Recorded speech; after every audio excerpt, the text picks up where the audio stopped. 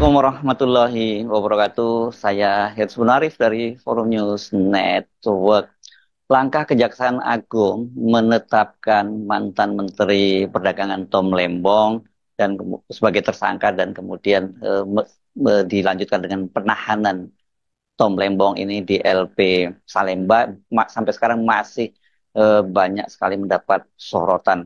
Dan yang juga cukup mengejutkan ini di media sosial, ini terutama di X itu, nama Tom Lembong itu masih terus menjadi trending topik gitu. Ini sampai ratusan ribu yang mencuitkan nama Tom Lembong ini dan secara mengejutkan kalau sampai sore ini ya, Rabu sore, Kamis sore maksud saya, berarti ini sudah hampir 3 hari berturut-turut ini nama Tom Lembong itu jadi trending topik karena Tom Lembong kan diputuskan menjadi tersangka dan kemudian ditahan oleh Kejaksaan Agung itu pada hari Selasa malam.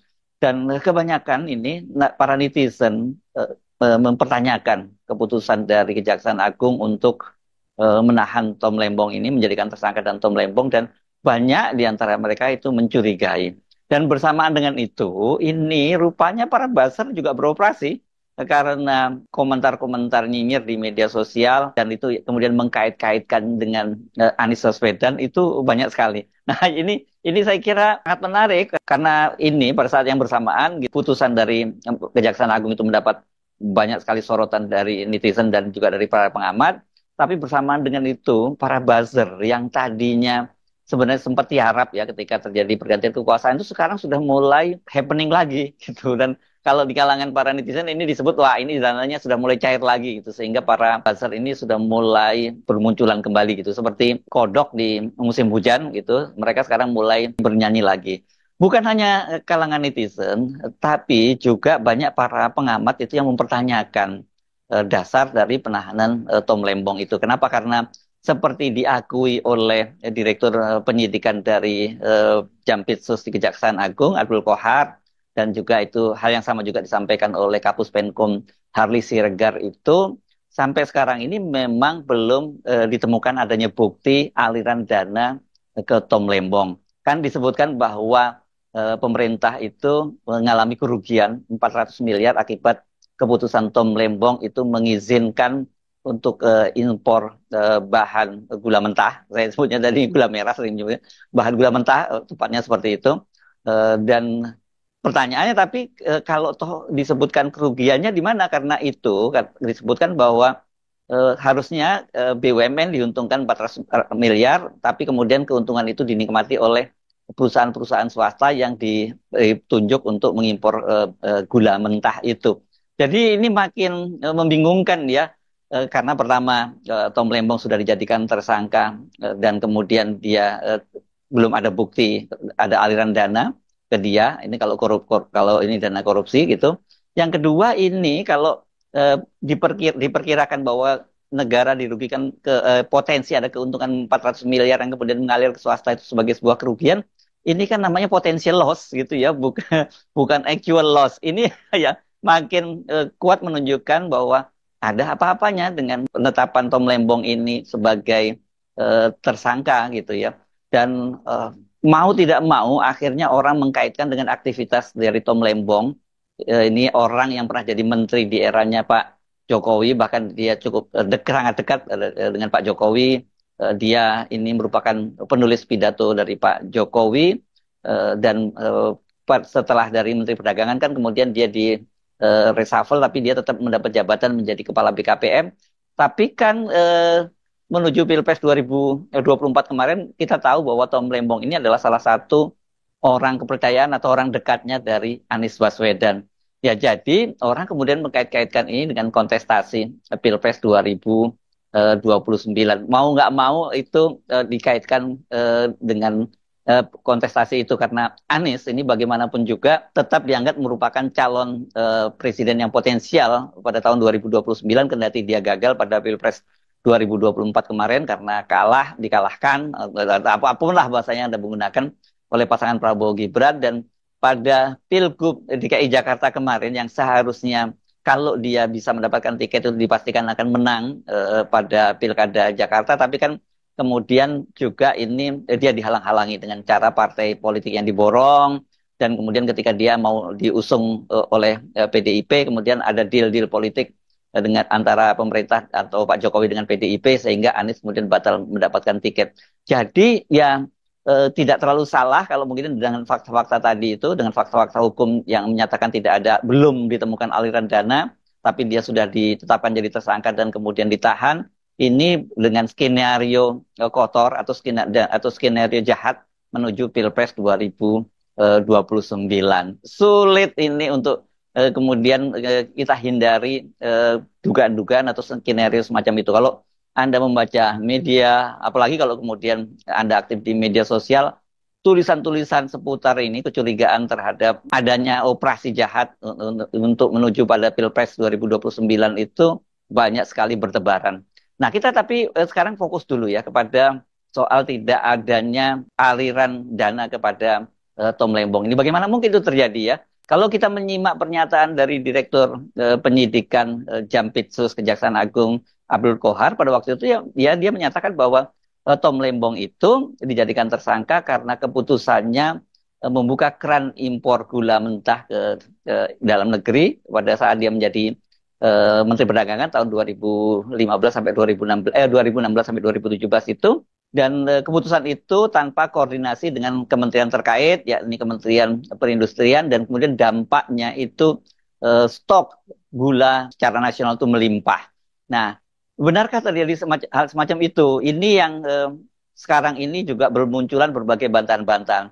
Salah satunya misalnya yang dicuitkan oleh mantan Sekretaris Kementerian BUMN Said Didu, Manusia Merdeka ini yang sekarang menjadi salah satu netizen yang paling aktif dan pendapatnya itu paling banyak dikutip oleh netizen lain maupun media-media online. Said Didu misalnya mencuit begini, penetapan tersangka Tom Lembong diduga syarat politik dan tebang pilih. Itu dia mengajukan beberapa alasan yang kalau kita simak ini juga cukup meyakinkan ya. Satu, impor dilakukan saat gula surplus melebihi kuota dan tidak lewat rapat koordinasi kementerian. Kemudian dia menyatakan itu sanggahan. Jumlah impor yang diizinkan tersebut jauh di bawah angka impor 2015-2016. Pelaksanaan impor tidak diperlukan rapat koordinasi. Ini kata Said Didu seperti itu. Dua, impor gula harusnya dilakukan oleh BUMN tapi diberikan kepada swasta. Yang tadi saya sebut ya, penjelasan dari Direktur Penyidikan dari Jampitsus Abdul Qohar, sanggahan impor yang harus ke BUMN adalah gula konsumsi.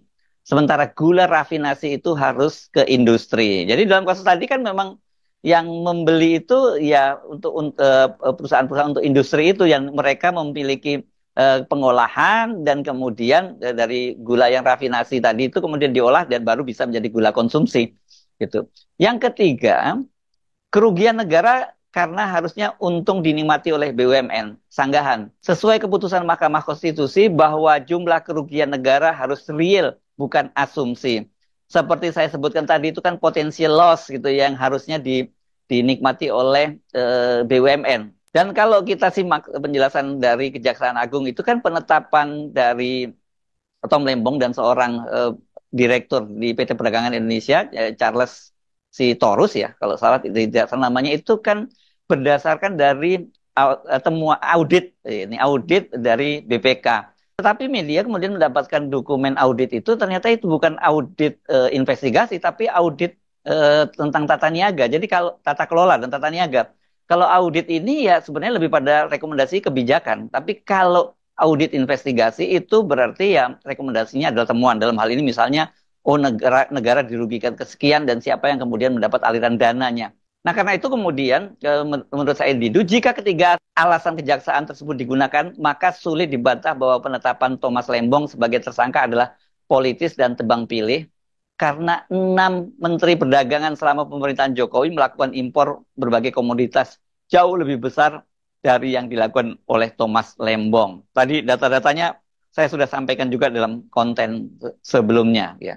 Kan untuk selama 2 periode pemerintahan Jokowi itu ada 6 orang menteri perdagangan, yakni Rahmat Gobel, ini politisi dari Partai Nasdem yang dia hanya 10 bulan menjabat, kemudian Tom Lembong itu 11 bulan menjabat, itu dari tahun 2015 sampai 2016.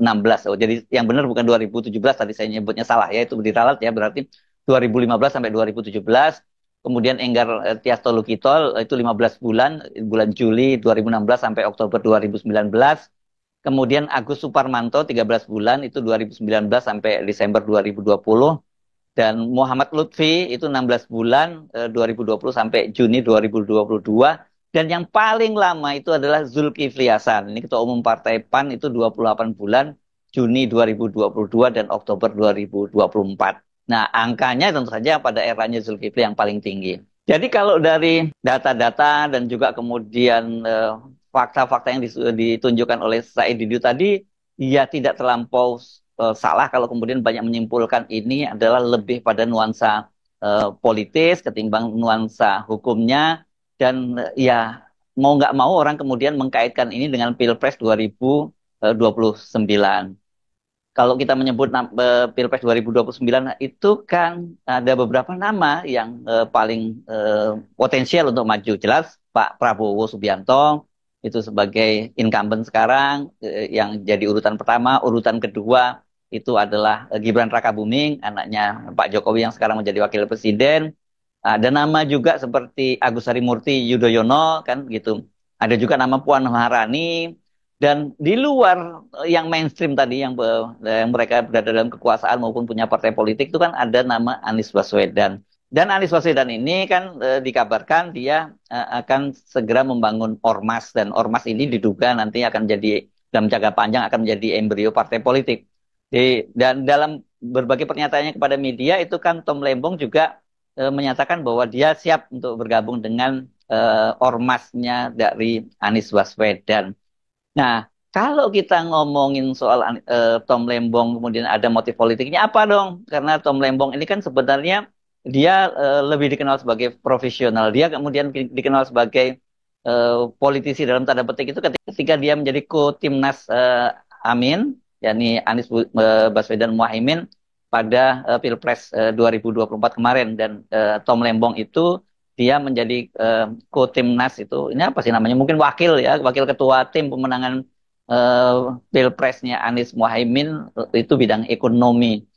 Nah, jadi ya ini kelihatannya kalau kemudian sekarang dia jadi target bukan Tom Lembong yang jadi sasaran utama, tapi ini dia hanya target antara yang disasar sesungguhnya adalah Anies Baswedan. Bahkan belakangan ini muncul rumor bahwa setelah Tom Lembong nanti target berikutnya itu adalah Anies Baswedan yang dia juga dibidik dengan kasus gelaran mobil Formula E. Ini kasus lama yang sebenarnya sudah sejak lama coba digunakan untuk menjerat Anies Baswedan tapi gagal karena ditolak oleh para penyidik di KPK. Kalau kemudian kembali tadi dikaitkan dengan adanya skenario jahat dan kotor pada Pilpres 2029 itu untuk menggagalkan Anies Baswedan, siapa dong pelakunya? Kan sekarang ini orang kemudian bisa menyatakan, loh kan ini sekarang pemerintahannya Prabowo dan yang bisa menggerakkan aparat penegak hukum itu ya Prabowo, Presiden Prabowo. Nah, tapi kalau saya baca di berbagai analisis itu bukan Prabowo sebenarnya yang dicurigai melakukan itu, yakni yang dicurigai itu adalah mantan Presiden Jokowi. Loh kok bisa? Ada dua alasan setidaknya mengapa kemudian Jokowi yang dicurigai. Dari sisi track record, ya. Di sisi track record, ini Jokowi ini kan memang sejak dia menjadi presiden, dia menggunakan berbagai macam cara untuk menghambat agar Anies Baswedan itu tidak bisa maju pada Pilpres 2029. Ini jelas kaitannya dengan persaingan dengan putranya, Gibran Rakabuming, yang sudah bisa kita pastikan ini sedang disiapkan untuk maju pada Pilpres 2029. Kalau dia berhadapan dengan Anies Baswedan tanpa didukung oleh kekuasaan bapaknya, dipastikan Gibran Rakabuming ini bukan siapa-siapa gitu ya, mau baik dari kapasitas, intelektualitas dan banyak hal-hal lain ini dia kan bukan kandidat yang potensial begitu ya. Kecuali kalau ditopang oleh kekuasaan seperti pada Pilpres 2024 kemarin. Apalagi sekarang ini kan nama Gibran ini kan lagi hancur-hancuran ya berkaitan dengan skandal Fufu Fafa. Jadi yang paling jadi tertuduh itu Pak Jokowi. Nah, ini pasti yang membuat pendukung Pak Jokowi ini apa-apaan kok semuanya dikaitkan dengan Pak Jokowi. Karena Jokowi sudah nggak jadi presiden lagi. Jangan lupa ya, walaupun dia sudah tidak jadi presiden lagi, tapi jejak kekuasaan Jokowi itu sampai sekarang masih sangat terasa. Itu terlihat dari pembentukan kabinet Prabowo yang disebut sebagai kabinet Prabowo tapi rasa Mulyono. Banyak sekali figur-figur atau menteri-menteri lama di eranya Jokowi yang kembali masuk kabinet.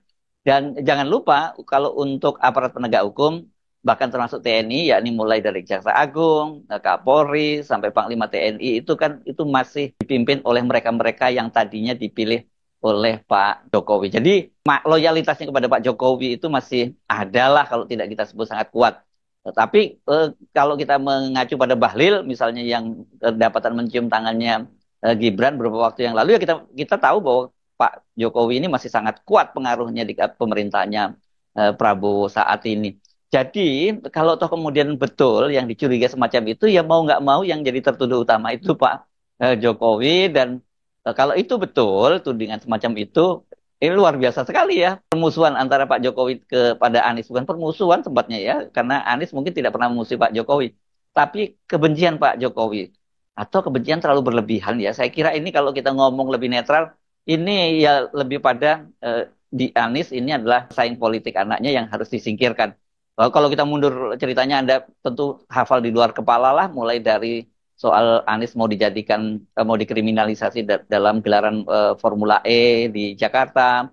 Kemudian bagaimana pada Pilpres 2004 kemarin dia juga coba dihambat tidak mendapatkan partai politik atau partai pengusung pada Pilpres dan yang terakhir kan itu pada Pilkada Jakarta kemarin. Jadi kita nggak terlalu kaget juga kalau kemudian sekarang ini Pak Jokowi masih tetap mencoba menyingkirkan Anies Baswedan. Karena seperti tadi kita sebut bahwa Anies Baswedan juga sedang bersiap-siap membangun ormas dan saya sebut ini ormas ini saya menduga keras ini menjadi embrio politik. Sementara Pak Jokowi sendiri juga sudah bersiap-siap untuk membangun partai politik sendiri yakni dengan mengubah organisasi relawan Projo itu menjadi parpol.